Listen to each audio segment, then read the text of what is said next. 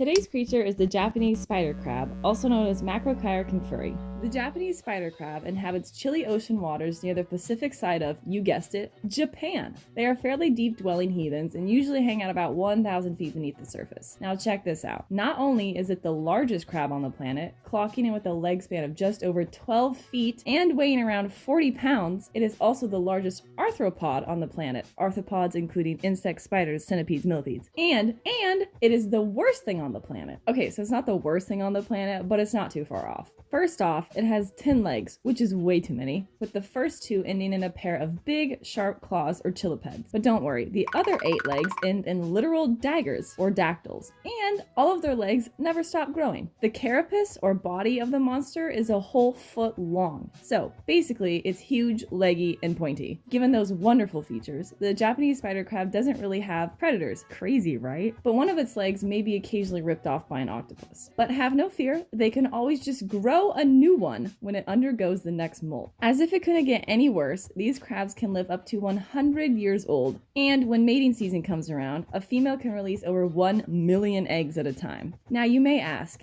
Mr. Krabs, what's the secret to living a century? And he'd say, it's all about diet, me boy. Mr. Krabs eats decaying organic matter on the ocean floor, which is a fancy way of saying dead things. And as gross as that sounds, these spider crabs help with the recycling of nutrients in the ecosystem and also stop hundreds of dead things from just piling up on the ocean floor. So that is one redeeming quality about them. Another one is that they cannot swim and are slow moving, thank goodness. And the only chance of meeting one in the wild is when they come to shallower water to spawn. And speaking of spawning, the babies are pretty cute in that they stick sponges and kelp to their shells to help them blend in. Today's creature, the Japanese spider crab, gets a 4 out of 10. Looking at these invokes a sort of primal rage and disgust where I can't decide if I want to run away or break all of its legs, which I read are very fragile. But I can't hate on them too much because they clean the ocean floor and there are many reports of them being gentle giants. And the population is slightly declining from human activities, so who knows? Maybe they hate me too.